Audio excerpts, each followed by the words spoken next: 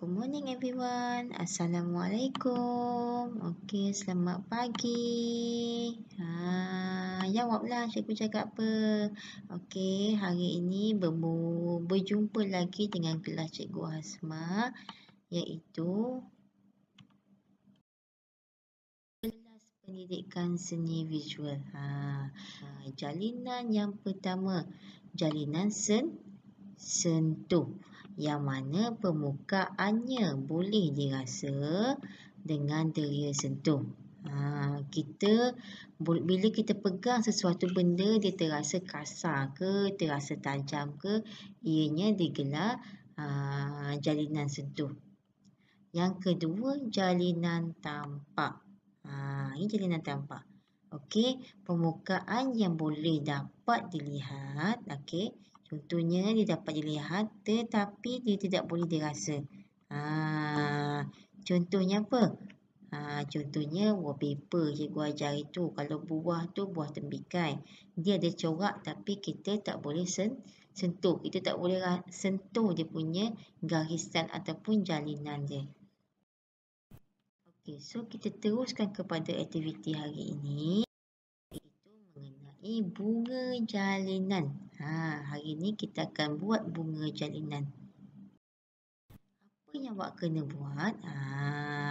Bahan-bahan yang awak perlukan ialah kertas putih ataupun kertas lukisan, pensel warna, ataupun last sekali nombor 4, permukaan yang kasar ataupun jalinan sentuh.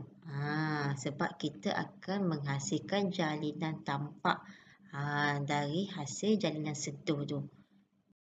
Okay, contoh jalinan sentuh yang cikgu gunakan hari ini untuk menghasilkan aktiviti hari ini iaitu aktiviti bunga jalinan. Yang pertama adalah bakul mainan. Ini cikgu punya benda kat rumah lah. Ada bakul mainan. Lepas tu alas pinggan cikgu kat dapur. Lepas tu ada kipas angin. Lepas tu ada alas meja. Lepas tu dinding. Ni semua ada dinding. Dan last sekali adalah bakul raga. Okay, namun sekiranya kat rumah kamu tak ada jalinan yang cikgu senaraikan ni, kamu boleh ubah suai mengikut keadaan. Keadaan kat rumah awak, apa yang ada yang awak boleh rasa, peralatan apa awak ada kat rumah, mainan pun boleh digunakan. Objek apa yang terdapat di rumah. Tidak semestinya contoh yang cikgu bagi ni. Contohnya bakul ni. Saya nak cari bakul macam cikgu Hasma. Tapi sebenarnya tak ada bakul tu. Okay, so cari guna peralatan yang ada sahaja. Pertama, cikgu nak awak lukis bentuk bunga dahulu. Ada 5 buat tengah-tengah dulu. Buat tengah-tengah. Lepas tu baru awak hasilkan kelopak dia. Ni kelopak dia. Kelopak selalunya ada 5 kan. Okey, ni kelopak dia. Okey. Sekejap. Okey, lukis je macam mana. Kalau tak boleh lukis, boleh mohon bantuan ibu bapa. Okey, terhasillah bunga ni. Okey. Lepas tu yang kedua dengan menggunakan teknik gosokan. Lepas tu awak ambil kertas yang awak dah lukis saja dengan kelopak bunga tu. Okey, awak tekap di atas permukaan yang kasar ni. Contoh yang nombor 2 ni cikgu gunakan yang pertama adalah kipas angin. Cikgu letak kertas di atas kipas angin tu. Lepas tu gosok dia sampai mengeluarkan jalinan tersebut. Jangan terlalu kuat sebab dia mungkin akan koyak. Buat slow-slow saja. Janji nampak hasil hasil jalinan tersebut. Murid-murid digalakkan menggunakan pensel warna. Sebolehnya lah. Nampaklah awak bunga awak jelas nanti.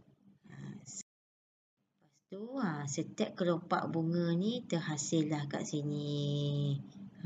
Ini kelopak bunga dia. Maksudnya yang pertama tadi cikgu guna kipas angin. Ni cikgu guna kipas angin. Corak yang pertama. Corak yang kedua cikgu guna dinding. Dinding kat rumah. Lepas tu yang ketiga ni cikgu guna bakul. Bakul raga cikgu.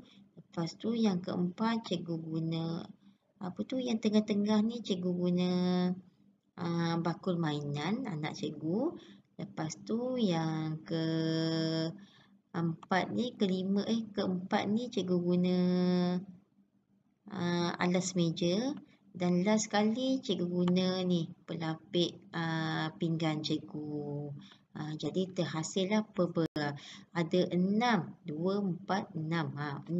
jenis jalinan yang terdapat dalam kelopak bunga tu.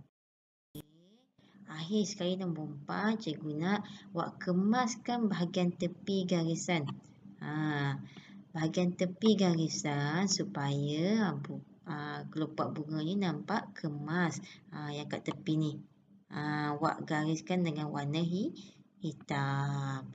Okey, dan akhir sekali inilah karyanya. Terjadilah beberapa jenis jalinan dekat situ. So, jangan lupa hantar tugasan kepada cikgu. Sekiranya dah siap, boleh turn in dalam Google Classroom dan markah akan cikgu berikan selepas tu. Okey, itu saja dari cikgu. Bye.